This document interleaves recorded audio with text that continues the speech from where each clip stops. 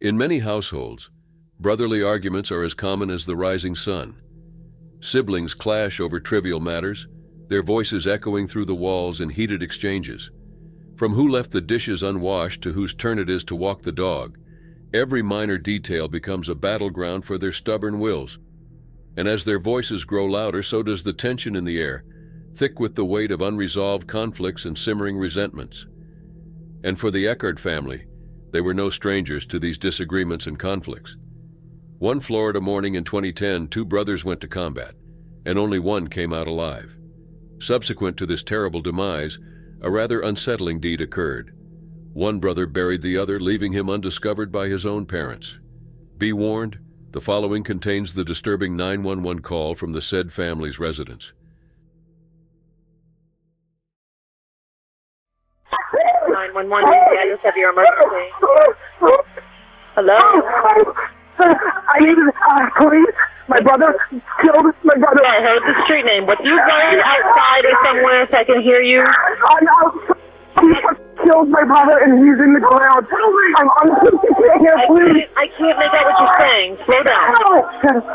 Slow down. Okay. Don't yell into the phone. Talk normal and slow down. My brother, Stanley Elias Eckhardt. Your brother killed. My brother, yes. Stanley Elias Eckhardt. Killed. I can't get that. He killed. Your 6-year-old brother? No. Okay. He killed my other brother. When? And buried him in my mom's backyard. When? Please. 3 days ago. Please, because my brother's here and he sees us digging up the body. He's gonna kill us. Oh my God. How do you know you killed your brother? Wait a minute. How do you... He did. He's in the ground. My dad's digging him out now, and he's gonna keep it to it. Please. How do you... Okay. You need to slow down. Slow down. I need to find out what's going on at this house before I send anybody there. There's a dead boy in the ground. Okay. How do you know this? What do you see? Because I see him. It's my brother. How do you see him if he's in the ground? I swear to God, Daddy. It's my brother. My mother's wife, dog. Please. Body part hanging out of the ground? The whole body. Hello? Okay, I heard you, but what is all the shouting for? Because we're upset because my brother killed my brother. Please. Stop for a second. How old are these people you're talking about? Who killed who? I'm really scared because my mom's talking to my brother and I don't want him to kill me. The police are coming. Okay. Now, okay, wait a minute. Wait. Don't hang up yet. Oh, please. Please. The 19-year-old is in the ground. No, you never answered me. How do you know this? Do you see a body part? What do you see? No, the whole body. My dad is over his body right now, screaming. I can't understand. No, I can't understand you. My dad is laying over the body. We just dug up the dirt because my brother had dug a hole the other night. So I came to my mom today and I said, Mom, we need to dig up that hole. What's in that hole? And she said, let's go. So your father dug up the dirt and he's laying over the person that's in there? Okay, all right. They're going to be there in a second, okay? A furious fight broke out between 21-year-old Stanley Elias Eckhardt and his 19-year-old younger brother, Sean, on June 19, 2010, in Brooksville, Florida. The siblings were having heated arguments about Sean's girlfriend. Stanley freely acknowledged his interest in the girl in question and expressed his jealousy. But this verbal sparring between the two brothers quickly descended into a hazardous wrestling battle. Stanley heard a bang as both he and his brother struck the ground, and things became ugly fast. Stanley, who was unharmed physically, recognized right away that the noise he had heard was his brother breaking his neck. Stanley had murdered his younger brother by mistake. Stanley took the heinous choice to bury his brother's body in the backyard rather than seeking help. He subsequently stated that he did this unimaginable thing to keep his mother safe, since he did not want her to face the corpse of her own son. Stanley claimed that the true reason he had hidden Sean's body in such a gruesome way was because of his mother's weak heart, but he did not appear to give any attention to his father, Samuel Eckhardt, who would be the one to uncover the horrific burial 3 days later. When Sean Eckhardt's disappearance was noticed on Friday night, His family thought he had vanished. They were unaware that he was interred outside their house. When family members inquired about what Stanley was doing in the garden after he was seen burying something, he said that he was burying his ex-girlfriend's clothes because he was tired of staring at them. The family started to suspect that Stanley would have been perfectly content with a basic trash bag in this particular situation. Stanley and Samuel, Sean's father, then excavated the area where his son had been observed purposefully concealing something. When the father saw his 19-year-old son's cold body, he fell to the ground in disbelief. Stanley had texted Sean's girlfriend that they could now be together because Sean would soon be splitting up with her, before Samuel made the tragic discovery. Was Stanley really thinking that he could hide Sean's body and take his girlfriend without anyone noticing? Or had the 21-year-old just lost his mind after carrying out such a terrible deed? Regardless of Stanley's intentions, they were inconsequential. After burying Sean, Stanley avoided the family for the remainder of the weekend.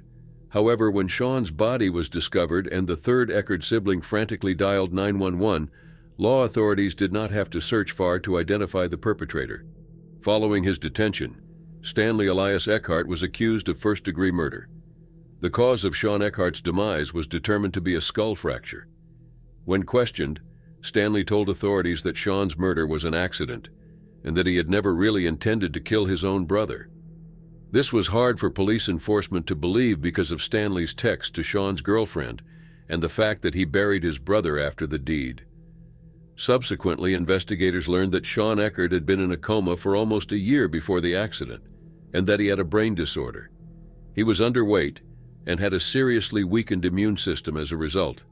It was later determined that Sean Eckerd would have survived his fall if he had not been injured in the altercation with his older brother Stanley. The jury reduced Stanley's indictment to second-degree murder as a result of this, and Stanley's admission that he did not intend to kill Sean.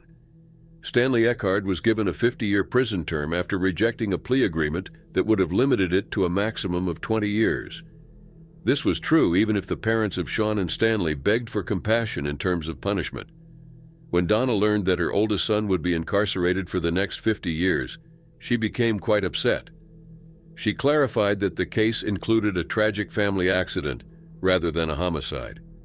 When friends and relatives were asked about the boys' relationship, several of them mentioned that although the fights and disputes were frequent, they were usually lighthearted and never got out of hand.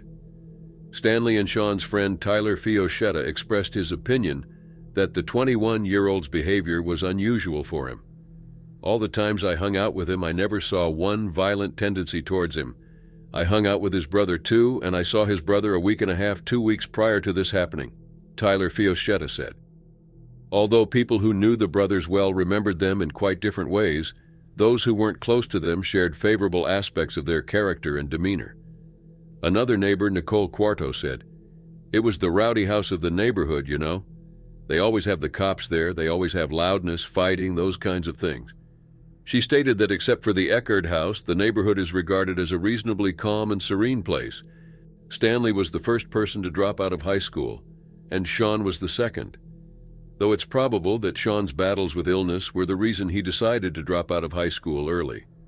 It was well known that Stanley loved martial arts and collecting swords and other weapons.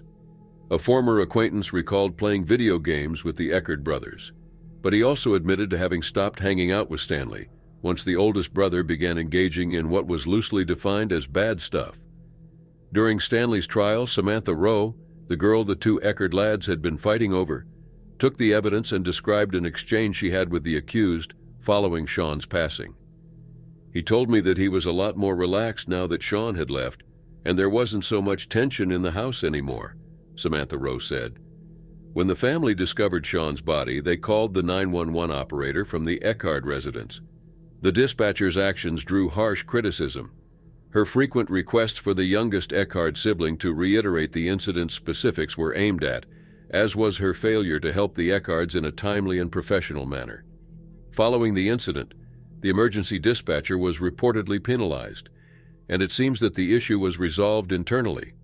Stanley's excessive envy was the driving force for the struggle that ended in Sean Eckhart's death on June 19, 2010. But what really makes this crime so unsettling, and the main reason Stanley Eckert will now spend the most of his life behind bars, are Stanley's subsequent acts. Stanley apologized to his family during his trial, saying, "I made bad decisions and I just kept making them. Though I wish I could take it back, I'm unable to do so. Thus, it is irrelevant. I apologize." Stanley took away his family's life, but his parents still stand by him and are probably now trying to mend whatever harm they can to the Eckhart family. The truth is that Donna and Samuel Eckhart lost one son to death and another to prison. Some people would argue that families are never without conflict, but few could ever fathom the kind of relationship that exists between them. Hey, thanks for sticking with us today. Check out this other thrilling videos for you to watch, and while you're at it, hit that subscribe and like button, and let us know down below your thoughts on today's case. Until then, take care.